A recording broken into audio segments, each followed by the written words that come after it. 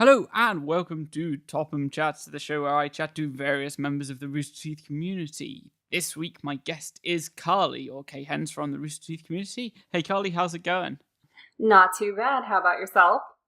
I'm doing pretty well, thank you. So, let's start the episode as I start every episode. Rooster Teeth or Achievement Hunter? Rooster Teeth. Okay, and why is that? Hardcore RVB fan, for sure. Definitely gotta say Rooster Teeth. So, what can I say? Okay, cool. Did you discover Rooster Teeth through RVB? I would assume I did. So. I actually did. That's how I discovered Rooster Teeth, and then I got hooked. Well, that's funny, because I really do love Achievement Hunter, so it's like a really tough question to ask, to be fair. Mm-hmm. But probably RT is always the closer one to my heart because of Red vs. Blue. So yeah, but I first got into Red vs. Blue and then I was like, hey, what's this weird block game? And I was like, oh, Minecraft, this is pretty funny. Then I got into Achievement Hunter. And Okay. yeah, that's how that happened. And then I just was addicted. Actually, it was Fails of the Week, now that I think about it. Because I'm huge into Halo. Anybody who knows me knows that, so. yeah, gotta say, Fails of the Week used to rock. The Reach ones are by far my faves. Right. I just still haven't played Reach. What is wrong with you? I've got it sitting there and I'm like, I really should play this. Really should message Karlie because she will play Halo at all times. Come on. Yeah, definitely. I know. I've just been a bit busy. Next week I'm on holiday all week, so I can give it a go. I'm hoping for that. I've been super busy for the past couple weeks myself, and I'm having Halo withdrawals. I'm like shaky and the sweats, Just kidding. Crazy. Okay, so let's go a bit onto Red versus Blue because it is particularly excellent, I would say. Oh my gosh. I'm sure you would agree. I would. This season has knocked it out of the park. I'm going through that thing again where I'm like, ooh, all the goodies. So yeah, I keep, every time it comes up every week, I say every week, it seems to happen every 2 or 3 weeks now. I'll watch every episode up on the Monday nights. Right. Just before it comes out, and I'm like, yay, I'm caught up. But I'm already caught up anyway. I just want to make sure I notice everything in all the episodes because it's just so well, you have to go back and rewatch to catch all the subtle things that they've done this season. It's like, oh my gosh, they're even making witty references to past seasons, which is like awesome that they can pull that off. I've been really pleased with the work done on RVB this season. It's been great. I'm gonna be honest, I was busy too, so I haven't seen the last week's yet, but I intend on watching it right before this one comes out today, of course, so. Yeah. Super stoked. Cool. So, what season of Red vs. Blue is your favorite? I think I know. We've already had this discussion elsewhere, actually, but you know what? Which season is your favorite? I keep changing my mind, though. I do. Okay. I really do. Out of curiosity, what did I answer before? Was it 6? I think it was 6. Yeah. Yeah. Okay. Season 6.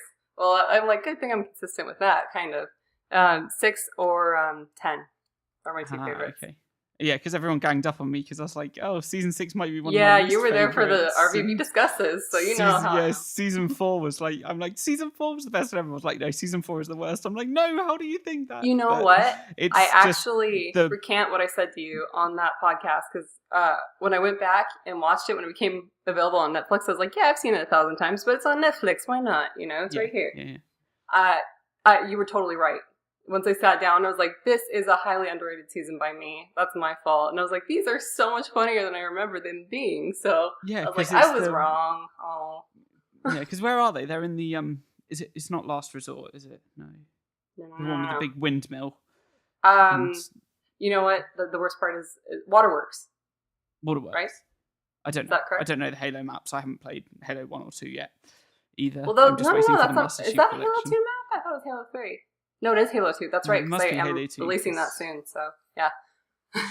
Yeah, so, that whole section and the storyline with the alien, just, for me, is just absolutely hilarious. And the season ends with Tucker giving birth to the alien baby, and, it all just escalates, and I'm just like, that's why it's one of my favourite seasons. It's just so ludicrous and ridiculous, but all the jokes are good.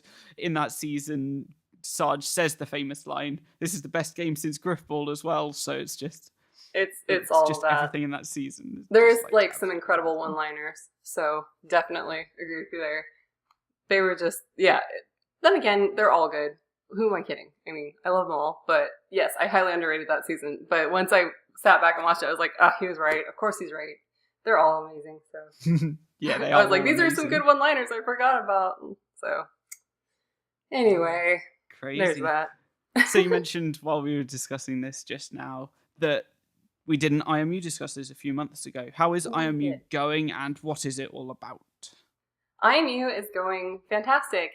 We are now the internet mashup. We had the departure of two of our beloved friends due to some scheduling conflicts, and they just need to branch off and do their own thing. We want to let them know that I love both Ash and Rima, and so does Raph, and we wish them all the best. We really do. And we still do cross collaborations all the time, and it's something that had to happen. But we got a fantastic new member, Mark, and he has totally been just an awesome dynamic to add to the team. He's been fantastic. I can't ask for a better addition, at this time. But we are still putting out Kingdoms of Thera, so we do some machinimating, and it's just about people. Internet mashup. We like games. We love the community, and we want to combine that and bring you guys as much fun as we always have. And so that's what IMU is all about, really, is that and collaborations with the community and just, making people laugh and reaching out, That's what it's all about, is all the community loves and that and beyond. So that's how IMU is, but we're doing pretty good. There's a lot of stuff in the works, and it's been fantastic, and Mark's coming out with some stuff just for him to kind of make his big debut, so stay tuned for that, but it's going to be hilarious. He's been a fantastic addition to me and Raph as a team, because we're both kind of all over the place all the time, and Mark's just like a constant chill, funny guy at all times, so he's been fantastic. It's been great to have him around. So I'm excited about it, Yeah, it sounds like everything's going wonderfully. You do the podcast as well with those guys. I do. And we, do the time trial challenges, and Button Brawl is one of our latest shows that we come out with, where it's player versus player, of course. And it's pretty much any button mashing game you can think of against each other, which, is automatically not in my favor, because I am terrible at platformers, but it makes for some really good times, I can tell you that. Really frustrating too. It's like my favorite of the new additions, actually. Button bash. Really? Well, that's good. Thanks. We appreciate that. Funny. It's like, short, sweet, simple, and I always get my butt kicked. So there's a new one coming out this week. It's Mark versus me. So we'll see how that goes. Nice. So you mentioned a lot about the community just then. How did you get involved with the Rooster Teeth community and just any communities in general? Rooster Teeth community, I signed up mainly to access all the content originally that I could. And it wasn't until a year later that, funny enough, I actually got involved with Achievement Hunter communities, more Achievement Hunter leaning. And, actually, Kiwi reached out to me first and, invited me to play with Ladies of Rooster Teeth, and I did. And having her reach out to me was all the difference, because I hadn't really been active up until that point on the site. And so when she invited me to play, I kind of got my foot in the door, and I was like, hey, there's a lot of really nice people here. So I kind of started, posting more, getting involved in the forums, looking like an idiot when you first joined the site, and posting wrong in the threads, and people being very kind to you, and being like, hey, this actually goes here. No problem. Just know for future reference. So I appreciate all the kindness from everybody and the patience. But then I got involved with the community Let's Play group, where I started doing Let's Play Borderlands, and I did a couple GTA 5s, and that was actually right after I started Red Threads. So that's how I kind of got going on that. But pretty much somebody invited me to play with their group, and I was like, well, I don't have a lot of experience. I have this capture card, but, and that's how it kind of went from there. And a couple months later, I joined IMU as well. So that's how I got involved. I really like doing things the Let's Play genre. So, and machinimating is cool. I have never actually, there's a lot of stuff in the works that I can't really talk about quite yet. So, it's hard to keep secrets. Yeah. So you said about Red Threads, which is your YouTube channel. That is my channel. What kind of things do you do on there? And Well, yeah, what's coming up for you? What's coming up? I currently have my own machinima production in the works. It's in pre-production, yeah, it's the writing. So, and I want to get it just right, you know. I have a lot of good people in the community alone. Everybody creates some amazing stuff, you know, so it's constantly inspiring to do it. So I'm like, you know what, I can step up my game, and I have something planned, and anybody I've told is pretty excited about it, so I hope it goes over as well as I want it to. But I'm working on machinima, but I do, gameplay videos with commentary, and I also have my anchor show, kind of, which is Old School versus Noob School, which you were recently on. So, yes, it was so much fun to do. And anyone that's listening, I highly recommend checking them out. I'll try and put the links to the videos in the description.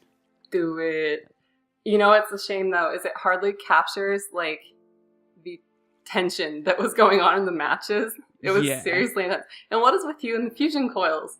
Dude, like, that was the funniest part to edit. I'm like, how does he do that? You just like shoot at him, all of a sudden I'm dead. I'm like, oh, well, you're like, I didn't know you're there. I'm like, well, there you go. The Haven one was hilarious. They put them on the map for a reason, so I know, but use them. Oh my gosh, you're like, wow, I didn't even mean to do it that time. I'm like, yeah, show off, whatever. You got skills. It's whatever, bro.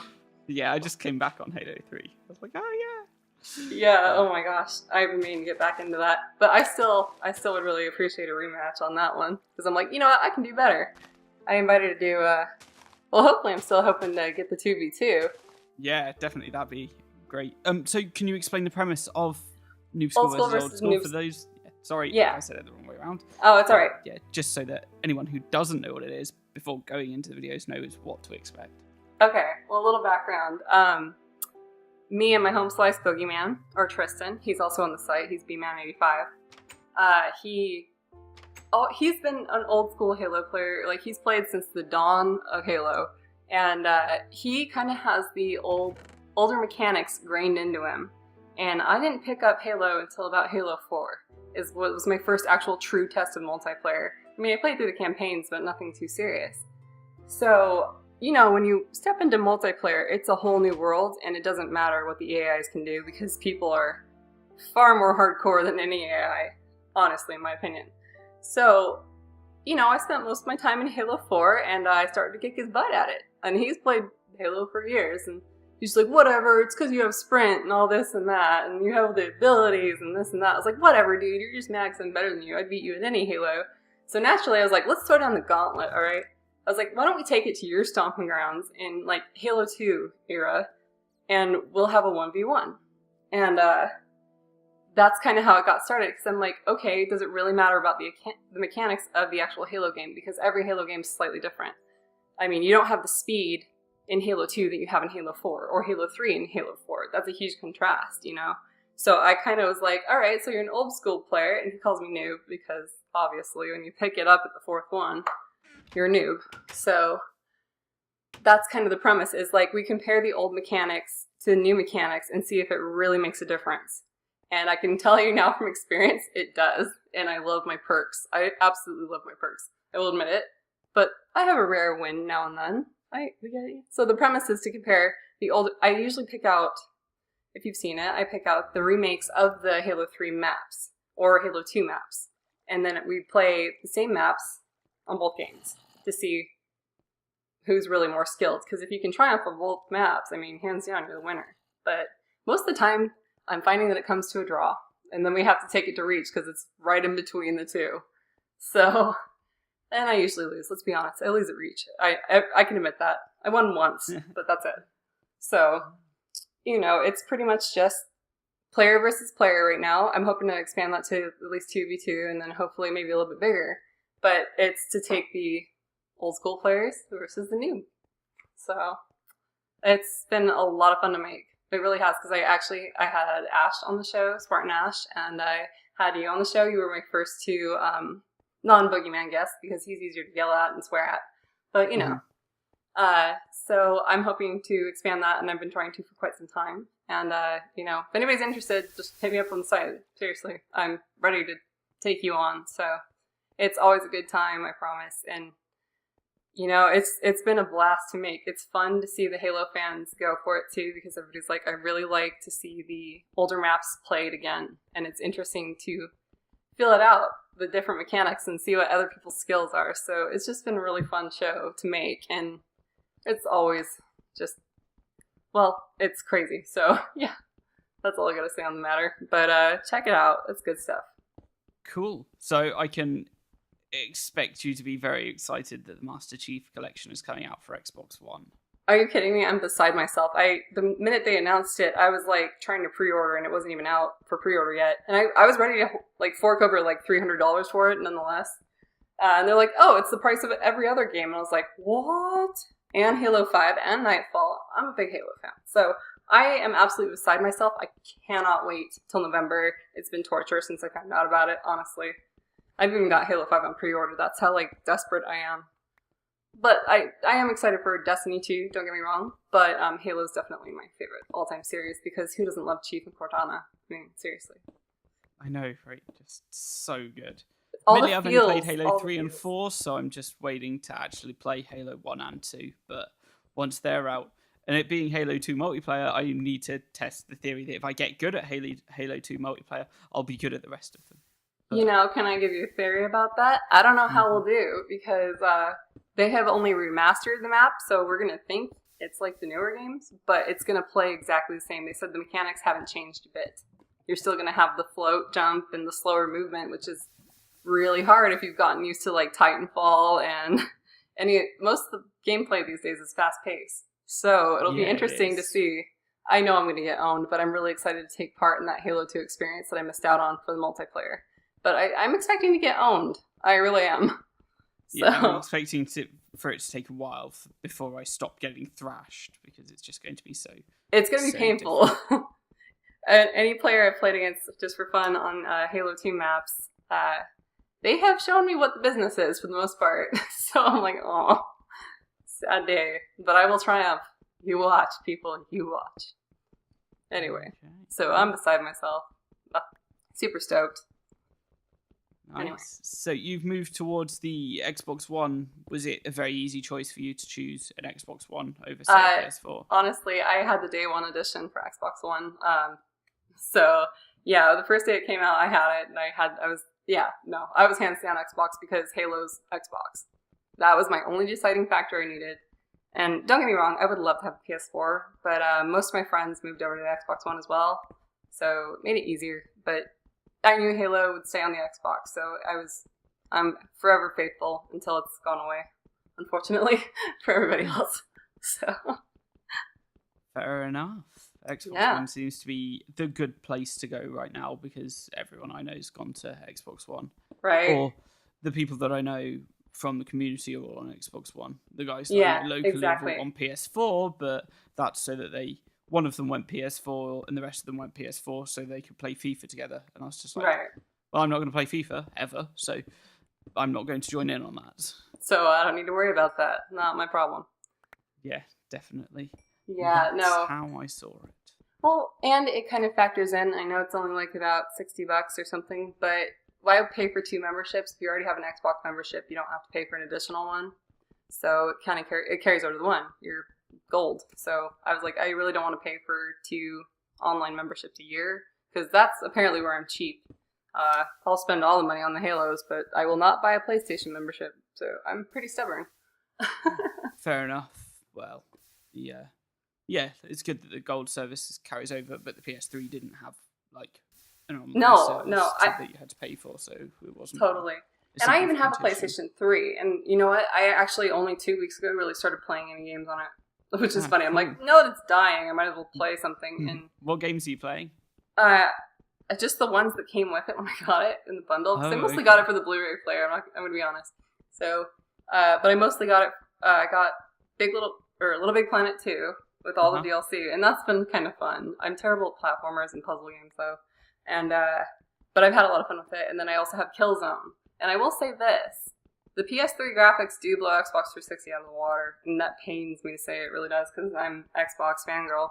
But, PS3 did have some solid mechanics to it, and I've had some fun playing Killzone, but, Killzone 3, but, it's just been recently, so I thought it was kind of funny. I was like, now that the console's like outdated and I have new ones, why don't I play it? But it's just been interesting. You can't really lose as long as there's games to play. I'd be happy playing any console, so I kind of like everything for itself, but I will always go Xbox for Halo. Loves me some Chiefs. It's true. Yeah, pretty easy choice for you, I guess. It is. There's no guesswork involved in that. Nope, there isn't. Cool. Right, well, we have reached the point in the show where I would like you to ask me anything, where I have to answer it as honestly or try to put as much thought into it as possible. What do you want to ask me? Okay. Mm-hmm. I have it. Okay, sorry. All right, I got it. It's like, okay, if you could witness any event, past, future, or present, what would you witness? What would you do? Okay. So, if I were to witness one event in the entirety of things happening. Time and space. Anything. Anything at all. I would like to witness, I guess, the last moments of the universe. Because you'd know how everything ends on a huge scale, and it'd be interesting to understand what it is that happens to the universe at the end of its universal life cycle. Right. I assume. Is it a case of all the energy in the universe is lost and everything compresses, or everything gets blown too far apart that things are just essentially scattered. Torn apart? Yeah. Right. So yeah, and being that I have a huge scientific background, for me, right. that's definitely one thing that's fascinating. I could go the other way and experience how the universe everything was formed, began. but that's been studied, right? And there's theories about it and everything. It would be nice to have concrete, visual. That's. I was actually going to ask you that. I was like, but what about the other way around, to see how it truly all came to be? That would be. I mean, there's a lot of like research done into what's happened there. I guess people are thinking about what potentially could happen, but to know what happens in the end is, I think, to me, would be more interesting rather than how it all begins, because there's already so many like things about it and things like that. Definitely. Either way, it'd be a win in my book to see the beginning or the end. Yeah, it would definitely be interesting, because you'd need to, I don't know, would you be able to witness it and then come back and tell people about it, or would it just be well, if there was nothing, no. That's what makes it so much, because that's an existential question, because it goes on beyond that. Obviously, you can get into greater depths, but I was just curious at a time, because sometimes I'm like, wouldn't it be cool to see the big fall of Rome or something like that? So I thought I might see what you thought, but watching Doctor Who has definitely changed in the way I think about time and space. Yeah. Because I'm a total dork now, so. Nice. I agree with you there. I'm like, that would be completely awesome. The literal definition of awesome. So. Yeah. Okay, so you just mentioned Doctor Who. Did you watch the beginning of the new series of Doctor Who? Spoilers. No, I didn't get a chance to yet because,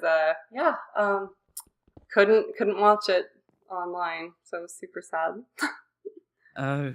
I don't have cable. I just have high-speed internet. That's how I roll. I usually just stick with Netflix and Hulu and YouTube, and you have all the programming you need with Rooster Teeth too. Yeah, pretty much. Yeah, it's the only thing I've been watching on. It's the only thing I've watched on TV, except from Formula One and the Great British Bake Off. Of course, obviously, because they're so similar, Yeah, totally same thing, right? But yeah, they're the only things I'd watch on TV. But Doctor Who's been like, yes, this is what I want to watch, and so I'm in really time of peril because I'm like, how does watch? But I'm like, all right, iTunes, just take all my money, or Prime, I don't care. Either way, I will see it. I'm working on it right now.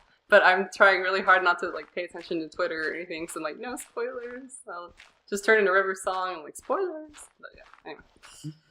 That's what I hear every time. So I'm like, no, please don't ruin it. But I recently really got into it. So it's been a thing for me lately. Same with Sherlock. I'm nuts about Sherlock as well. So Sherlock's so good as well. It is so Just good. So excellent. I know. I can't believe I have to wait till 2016 to see another one. Yeah, it's killing me. Away. Okay, this is probably going to be my last question. Who has been your favourite Doctor so far and favourite companion? Clara. Clara's my favourite companion, hands down. Okay, yep. I love her. She's the right amount of sassy and funny and caring. And she provokes all the emotes in the world. And David Tennant is now my favourite Doctor. So okay, cool. He grew on me. He wasn't at first. I was totally, Matt Smith? Yeah, no. Matt Smith more, or was it just you didn't know between the two? They're all so good in their own way. That's what makes it so hard to choose your favorite Doctor because each of them brings something different. But David Tennant, because he's just a goofball. And because he does that stupid what? So, anyway. That's like my favorite moment of all time. He's like, what? So, yeah. Good impression, I know. I should do that more. Yeah, you should do that more often. Definitely. I'm just going to go hide in my hole now. It's cool. I'll just go not embarrass myself for 5 minutes. Whatever. Nice. Yeah, so I guess my favourite companion's Martha, but that's... Really? I don't know why. Everyone seems to... Either Rose No one seems to ever pick Martha, but for me, she was easily one of my favourite companions. But she's obviously my favourite companion. I just said she was. So, like, for me, she seemed to fit perfectly what the Doctor needed at the time. So, it was like, right, that's true. Completely satisfied with that storyline. Yeah. And, my favourite Doctor, though, Matt Smith, just because I thought he was excellent. He had very good range of things going on. He did. He was different. I liked him. That's why I'm like, how can you choose, really? So I have yet to see the newest episode with the new Doctor, Peter Capaldi. Thank you, Peter. Yeah, Peter. But you guys say it so sophisticated, like I always sound weird. Anyway, Americans, hi. Crazy, right? And I live in Texas. Yeehaw! Woo! Okay, so let's wrap it up there. Karlie, where can we find you on the Rooster Teeth site, YouTube, you on Twitter, other places as well? You can find me at all those places, but I go by KHens on the site. That's KHENS, and I'm always looking for new friends, so hit me up. You can find me at Red Threads Gaming on YouTube is my channel, and Twitter, I go by @MissKarlieShay, and that's my handle. And you can find all of this information on any of those platforms. If you want to find me, find one of those 3 things, and it will take you to the rest of them. And also check out IMU Collaborations because they have some amazing stuff. We have some amazing stuff, I should say. Kingdom of Thera is back and running. So, yeah. Make sure to check out all those places because we have some entertainment for you. Cool. Thank you very much, Karlie, for being my guest today. Hey, thanks for having me. No problem. And with that, thank you very much for listening. Goodbye.